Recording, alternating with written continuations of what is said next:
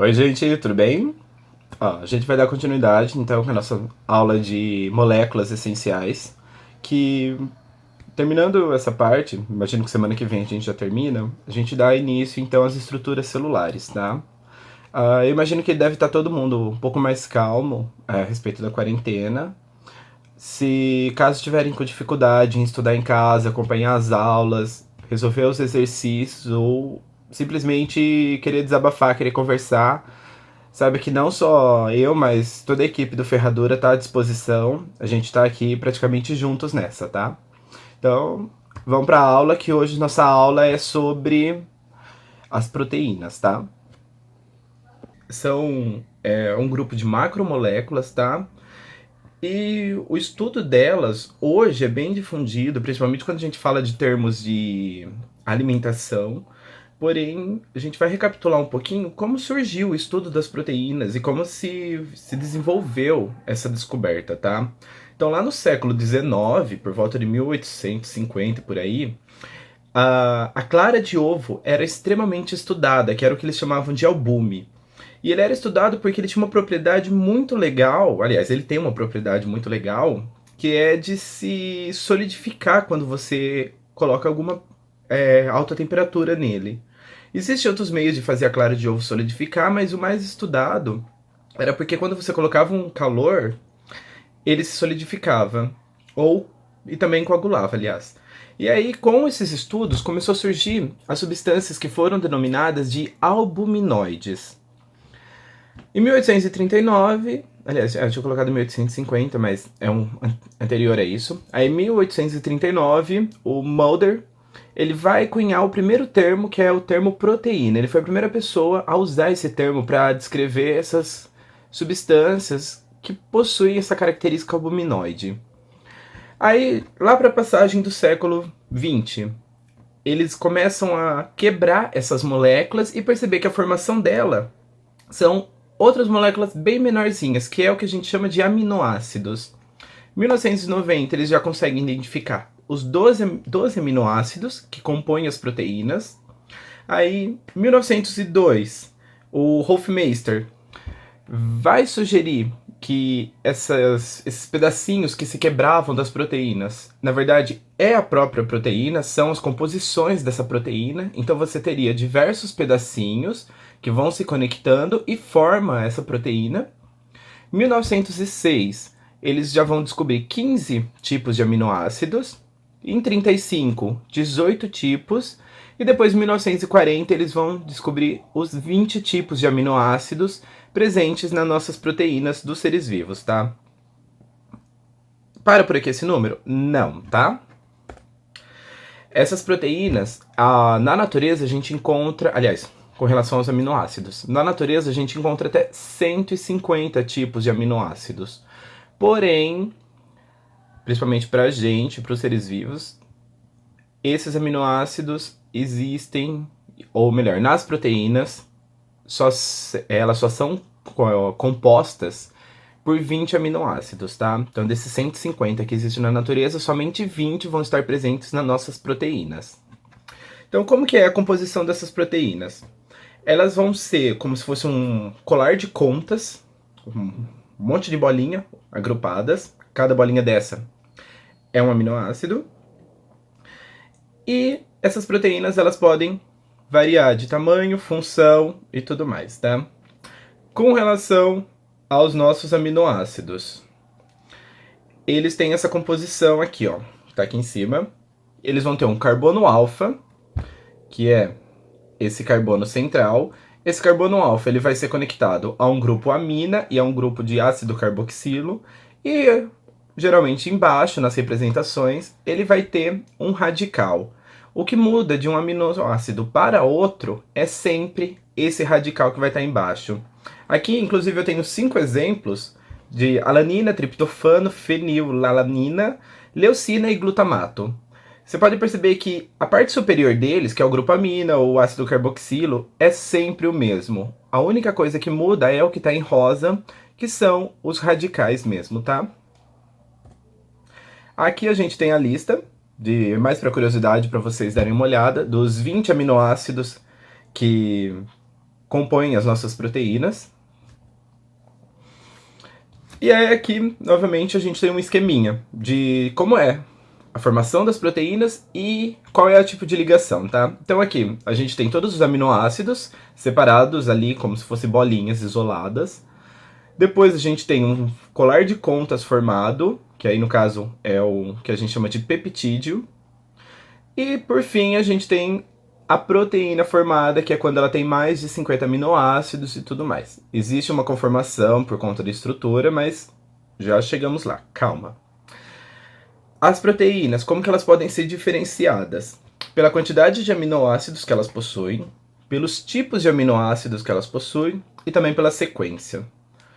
Eu não preciso nem falar que a gente tem uma infinidade de proteínas, tá? Se você já estiver pensando um pouquinho a respeito do tema, você vai lembrar que existem muitas coisas que você já conhece.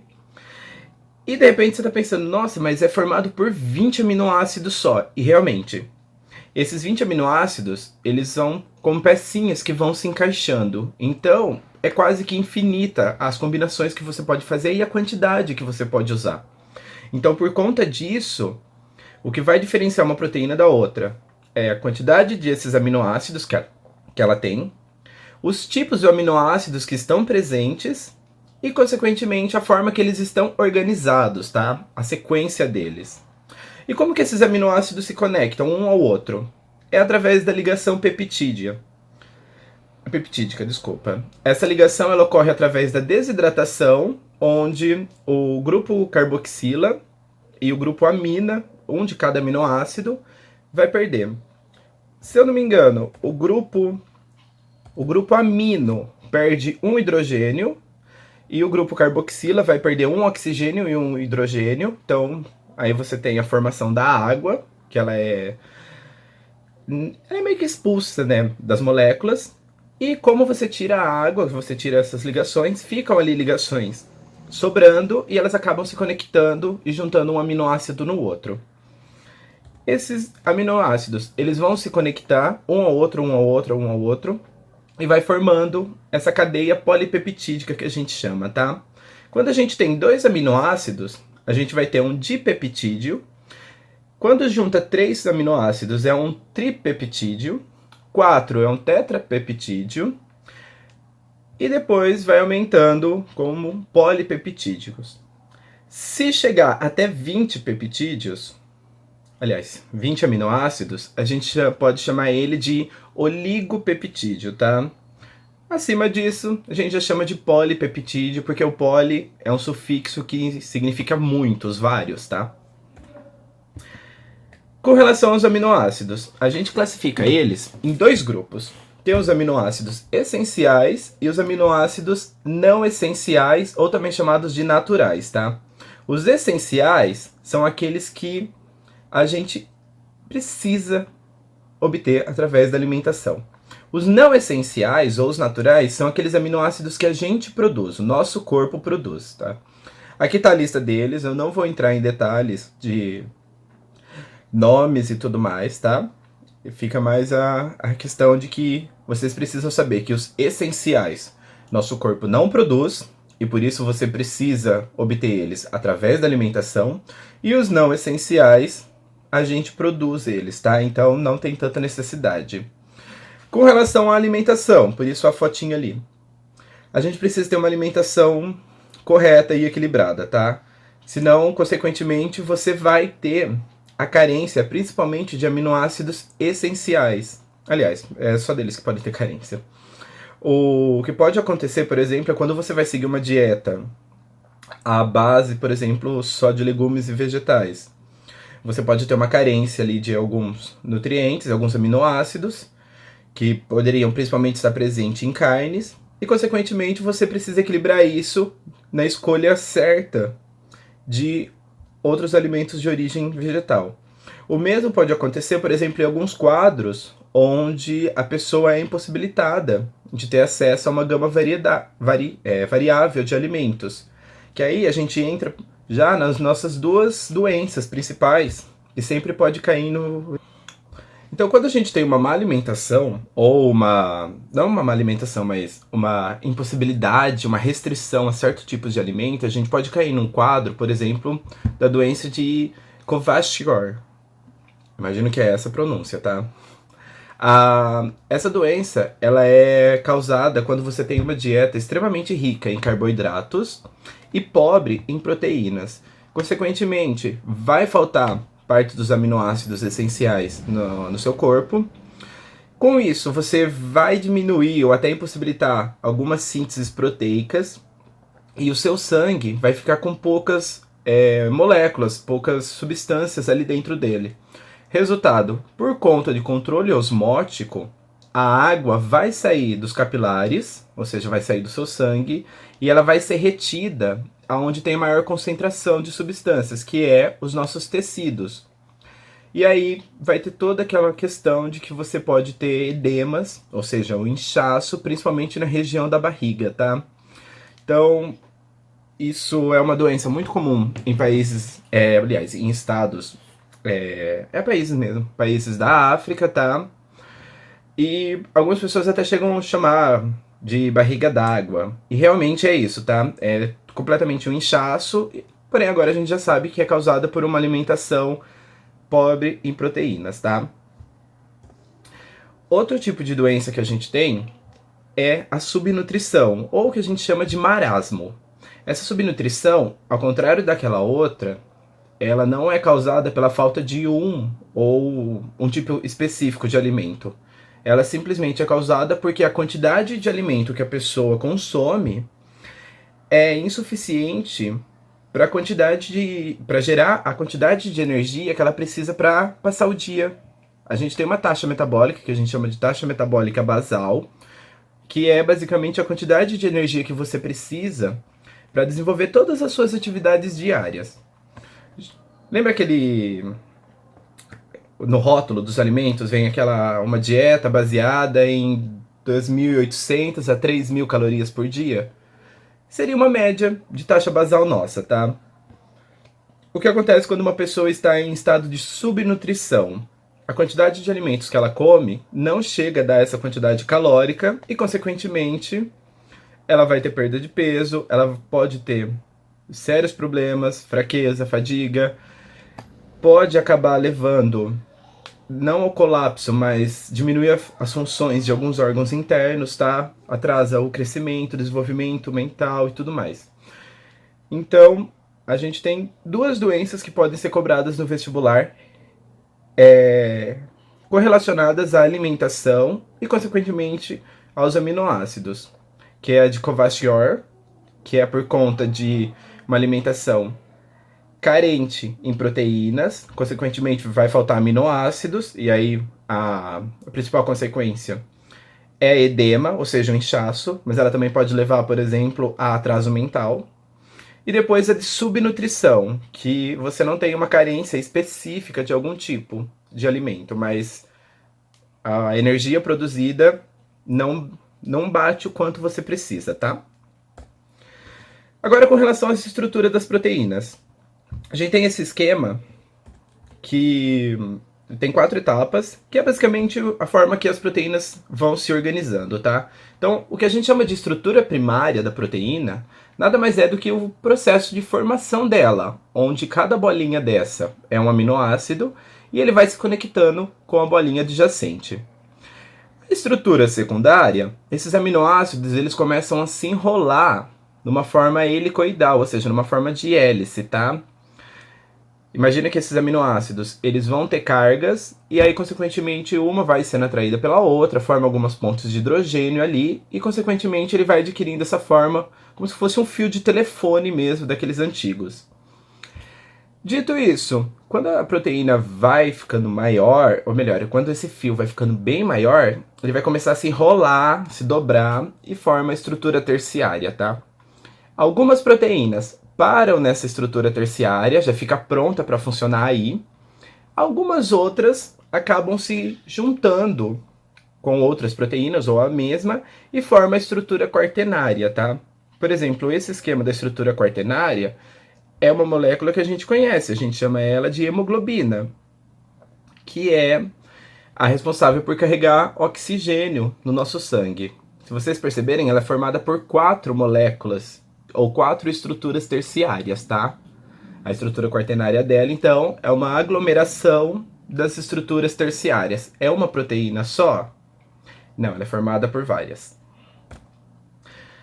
Aqui, a gente tem um outro esqueminha, um pouco mais detalhado, tá? Para vocês verem como que é a posição dos átomos. Então, a estrutura primária vai formando aquele colarzinho. A estrutura secundária, a gente tem todo esse formato helicoidal, os pontos de hidrogênio sendo formadas. Depois a terciária, onde ela se dobra. E depois a quaternária, que ela vai se associar com outras, para formar a proteína final, tá? Elas ainda podem ser classificadas como proteínas fibrosas ou proteínas globulares. As fibrosas, elas são lipossolúveis, ou seja, elas não são solúveis em água, elas vão ser solúveis em, por exemplo, gordura, tá? E um exemplo clássico que a gente tem é o colágeno, que é uma proteína que ela forma um cordão, como se fosse uma corda mesmo, uma fibra comprida. As globulares, elas são hidrossolúveis, então elas se dissolvem em água, e elas vão ter uma característica de que elas não se organizam em feixes. Elas são como bolinhas mesmo, que ficam ali dissolvidas, seja no ambiente interno ou no ambiente externo da célula. Com relação à estrutura das proteínas, essa estrutura ela é extremamente afetada não só pelo código genético, mas pela orientação dos aminoácidos que compõem ela, tá? Eu tenho um exemplo aqui que é a respeito da anemia falciforme. Só para dar um adendo, a anemia falciforme é uma anemia que afeta principalmente as populações da África, tá? Ela é tida como uma mutação de resistência à malária. Dei uma pesquisada, não vou adentrar muito para não ficar muito longo, tá? Mas o que vai acontecer nessa mutação? O DNA de uma pessoa normal, ele vai ter uma sequência chamada CTT. Essa sequência de 3 bases nitrogenadas vão sequenciar ou vão ser lidas e transformadas ou vão orientar a um aminoácido na hora de formar a proteína. Qual aminoácido que é esse? A glutamina. Glutamato, aliás, desculpa. Esse glutamato, quando ele forma toda a proteína da hemoglobina, fica uma proteína globular. Então ela fica perfeitinha. O que acontece é que nas pessoas que têm a anemia falciforme, tem uma mutação no código genético, e ali no meio, em vez dela ter a timina, ela tem uma adenina. Isso muda o RNA e depois vai mudar na hora de ser lido. Então, consequentemente, em vez de colocar um glutamato, ele vai colocar uma valina. Essa valina ela vai mudar a posição dessa proteína e vai permitir que elas fiquem com encaixes. Então, em vez de ser uma proteína globular, ela vai ser uma proteína meio oval e uma vai se encaixando na outra, fazendo aglomeração. Consequentemente, a proteína, que era uma coisinha minúscula, vai alterar completamente o formato da hemácia, que é o que vocês conseguem ver nessas imagens. Uma hemácia normal, ela tem a hemoglobina globular e ela tem um formato redondinho, achatada no centro. Quem tem anemia falciforme vai ter a hemoglobina no formato de cordão, uma encaixada na outra, e a sua hemácia vem no formato de foice, tá? Então, para vocês entenderem como uma mutação no código genético altera a proteína e essa proteína consegue alterar o formato da célula. São tudo praticamente interligados, tá? Essa relação de DNA, RNA, leitura, calma que daqui a pouco a gente já passa, vai fazer todo sentido na cabeça de vocês, tá? Com relação às proteínas ainda, voltando. Elas têm uma outra capacidade que é a de desnaturar. Como assim? A proteína ela vai ter o formato, seja o terciário ou quaternário, onde ela vai estar ativa, então ela vai poder fazer a função dela, e dependendo do meio que ela for colocada, ela vai se desenrolar. Esse processo de desenrolamento ou dela se desfazer, a gente chama de desnaturação. Algumas proteínas é reversível, elas desnaturam, depois na hora que o meio volta, ela retorna. E algumas outras é irreversível. No caso do ovo, quando a gente frita um ovo, a gente submete ele a um calor, as proteínas dele desnaturam e elas não voltam. Se você colocar o ovo na geladeira, ele não vai voltar a ficar líquido, tá? Ela desnatura, é um processo que não tem retorno. Quais proteínas que podem retornar? Muitas proteínas do nosso corpo mesmo, tá? Por exemplo, quando você tem febre, a gente tem um nível de febre que é extremamente grave, que pode colocar você em coma, que é acima de 39 graus 40. Realmente. Porque daí começa a desnaturar as nossas proteínas a um ponto que elas não vão voltar. Mas, se for 38, 38,5, as nossas proteínas conseguem retornar para o ponto normal delas, tá? Elas não chegam num grau de desnaturação tão agressivo assim. Processo do queijo. Também ocorre desnaturação, tá? Quando você coloca um leite para fermentar, ele vai passar por essa fermentação lática, eles vão produzir ácido lático, esse ácido vai mudar o meio que essas proteínas estão, então vai mexer na acidez do meio, e consequentemente essa acidez altera a proteína e ela desnatura e fica sólida. Por isso, esse é o processo do queijo, tá? Além disso, concentração de sais e a polaridade do meio também é capaz de alterar, tá? Então, por exemplo, se você pegar um ovo agora e colocar num copo com álcool, esse ovo vai começar a cozinhar. Não vai ser comestível, mas você vai perceber a clara dele ficando branca, tá? Nada mais é do que o meio alcoólico, que muda a polaridade, não é um meio aquoso que ele gosta. Vai ter a capacidade de desnaturar essas proteínas. Aqui a gente tem um esqueminha que vai mostrar essa proteína. É uma proteína globular, então ela é uma bolinha. Conforme ela vai desnaturar, ela começa a se abrir. E, consequentemente, conforme ela está aberta, ela vai começar a se conectar às outras proteínas, fazendo ligações de hidrogênio e de disulfeto. Consequentemente, essas ligações não vão ser rompidas e essa proteína vai acabar ficando no estado sólido, que é o que acontece no nosso ovo. Quais são as funções da proteína, então? São 5 funções, tá? A primeira função dela é a função de reguladora, então ela vai regularizar principalmente o nosso metabolismo. Um exemplo disso é a insulina, o glucagon, nossos hormônios, tá? Ela tem a função de transporte. Por exemplo, a gente vai ter proteínas que vão estar na nossa membrana celular, na nossa paredinha da célula, e elas vão permitir que substâncias entrem ou saiam da nossa célula, tá? É o que a gente chama de proteína carregadora. O nome é bem sugestivo. Elas têm função estrutural, por exemplo, o colágeno, que faz parte do nosso tecido conjuntivo, que vai preencher os nossos espaços, principalmente o pessoal que liga para marcas de expressão, rugas e tudo mais, sempre fala de preenchimento com colágeno. É uma proteína de caráter estrutural, tá? E também ela tem função protetora. Aqui, por exemplo, pode não parecer, mas é uma micrografia de um esquema de anticorpos. Os nossos anticorpos, que a gente cria imunidade, combate as doenças, protege a gente, são proteínas, tá? A quinta função, que é a mais explorada, e inclusive é uma das que mais cai em vestibular, é a função enzimática. Algumas proteínas, elas têm a capacidade de agir como enzimas, tá? Qual que é a função dessa enzima? Ela acelera e ela diminui o gasto energético de uma reação química. Com isso, as reações químicas elas acontecem mais rápidas e custam menos pra gente, então vai cansar menos, tá? A gente fala que elas têm um modelo de chave e fechadura, porque essa proteína ela tem os campos específicos onde vai encaixar a substância. Então, a enzima está ali, que é uma proteína, e o que vai se encaixar nela é o substrato. Esse substrato pode ser qualquer coisa, tá? Vamos pegar, por exemplo, uma enzima que faça a quebra de um disacarídeo, ou seja, 2 moléculas de glicose. Pode ser uma frutose, uma maltose, enfim.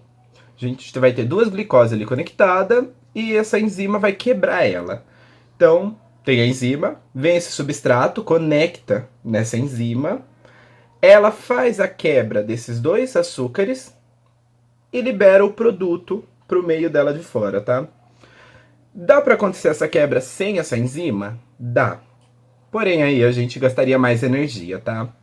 E, consequentemente, às vezes o resultado nem seria tão vantajoso assim. Aqui tem um gráfico onde mostra o gasto para a gente realizar a quebra da C6H12O6, que é a nossa glicose, molécula de glicose, utiliza o oxigênio. E para vocês verem, a curva vermelha seria o tanto de energia que a gente gastaria para fazer a quebra dessa molécula. Com a ação das enzimas, essa energia ela cai para menos da metade, que é essa curva azul, tá? Consequentemente, se a gente gastou menos energia para quebrar ela, essa energia vai acabar sobrando pra gente, tá? Então a gente fala que a gente ganha energia ao fazer essa quebra. Agora, com relação aos cofatores e as coenzimas. A grande maioria das proteínas são proteínas simples. Elas são formadas naquele processo de estrutura primária, secundária, terciária e acabou. Porém, a gente tem algumas proteínas que elas são conjugadas, ou seja, elas vão possuir um íon. Pode ser um íon metálico, pode ser um íon, ou seja, uma parte que ela não é proteica, ou seja, ela não é formada por aminoácidos, mas que associa a eles e forma a fase final dessa proteína que vai deixar ela pronta para trabalhar. Isso que a gente chama são as proteínas conjugadas, tá? No caso dessas proteínas conjugadas, quando elas ficam ativas, elas vão ser chamadas, ou elas podem ser chamadas de holoenzimas, tá? Aqui, novamente, a gente tem o exemplo da nossa hemoglobina. Se vocês perceberem, ela vai ter um átomo de ferro bem no centro dela, tá? Esse átomo de ferro, quando ele conecta, ele vai permitir que essa enzima carregue oxigênio para cima e para baixo do nosso corpo. Então, se não tiver ferro, ela não vai ser uma holoenzima, porque ela não vai estar ativa. E a partir do momento que vem um íon de ferro e conecta nessas proteínas, dá tudo certo e ela fica ativa e vai trabalhar, tá? Agora, com relação à inibição das enzimas ou das proteínas enzimáticas. Elas têm aquela função de acelerar ou diminuir as reações químicas, porém, elas também podem ser inibidas, tá? A gente tem dois exemplos que são bem utilizados no vestibular que causam essa inibição, tá? Um deles é o cianeto, é um veneno pra gente, ele é extremamente perigoso e ele pode levar à morte. O cianeto ele vai atuar na nossa enzima ou na nossa proteína chamada citocromo-oxidase. É a última etapa da cadeia fosforilativa, que nada mais é do que a nossa respiração celular, tá? Nosso processo de quebra de glicose e obtenção de ATPs. Ela simplesmente interrompe isso, evita que a gente forme ATPs e, consequentemente, acaba com a nossa energia do corpo. E aí a gente pode morrer, tá? O segundo exemplo é um mega conhecido, que é a penicilina. A penicilina todo mundo sabe que é um antibiótico, porém a jogada dela é que esse antibiótico ele vai atuar numa enzima das bactérias, que é a transpeptidase. Essa enzima é uma enzima que produz parede celular das bactérias. Como essa penicilina impede essa enzima de trabalhar, as bactérias não produzem parede celular, não conseguem se reproduzir e, consequentemente, fica muito mais fácil do nosso corpo combater uma infecção por elas, tá? Se elas não estão se multiplicando, não estão se dividindo ali, o número não aumenta. Ao contrário, só vai tender a diminuir, tá? Há alguns fatores que podem afetar as atividades da nossa enzima: substrato, temperatura e o pH. Vamos começar pelo substrato. O substrato é a quantidade de produtos, ou melhor, de substâncias que vão ser quebradas pelas nossas enzimas e vão liberar os produtos. Tá vendo que tem um ponto de saturação? Ou seja, conforme vai aumentando a quantidade de substrato, vai ter bastante material para a enzima trabalhar, vai ter bastante material. Vai chegar um momento que a enzima chega no limite dela, então ela não vai conseguir trabalhar mais. esse é o que a gente chama de ponto de saturação. Aí ela entra num platô, estabiliza e ela trabalha no seu máximo, tá? A temperatura já é o contrário. Tem o ponto ótimo, que seja o ápice dessa curva, e a partir desse ponto ótimo, a tendência dessa enzima é diminuir a sua atividade. Por conta do quê? Ela começa a desnaturar, tá? Ela vai chegando até um ponto. Passou desse limite, ela já começa a perder eficiência. E o pH, ou seja, a acidez do meio que ela se encontra, é a mesma coisa. Tem o pH ótimo para ela trabalhar. Se aumenta ou se diminui esse pH, a atividade dessa enzima, consequentemente, fica afetada, tá? Isso não é uma regra. Aqui a gente tem 3 exemplos de enzimas: a pepsina, a amilase e a tripsina. E se vocês perceberem, o pH delas é extremamente variável. São 3 enzimas que estão correlacionadas à nossa digestão. Então a gente vai começar ali com a amilase salivar, que ela vai estar presente na boca. Ela é responsável pela quebra inicial do amido, transformando ele em... Não é glicose, é o disacarídeo de glicose. Ai, o amido é quebrado, eu não vou lembrar agora, mas são aquelas moléculas de 2-glicose, tá? Não vou lembrar o nome agora, desculpa. Mas enfim, a amilase, o ponto ápice dela ali, o ponto ideal, seria um pH de 6,5. Quase um pH um pouco neutro, tá? Depois a gente vai para a pepsina, que está no estômago. O estômago nosso ele é extremamente ácido, então ela vai atuar ali num pH de basicamente 3. E depois no intestino delgado a gente tem a tripsina, que atua num pH de 9, que já é um pH mais básico, pH alcalino. Agora com relação às enzimas. Tem uma doença chamada fenilcetonúria, tá? Porém essa eu não vou me delongar muito. Eu vou deixar para vocês fazerem a pesquisa, elabora um texto, no máximo de 10 a 15 linhas, pode ser escrito, pode ser digitado, depois eu vou disponibilizar um link do Drive, e aí vocês me enviem esse texto, tá? Eu devolvo depois corrigido e tudo mais. Para essa atividade, eu vou querer saber o que é a doença, quais são as consequências, como é feito o diagnóstico e qual é a forma de tratamento dela, tá?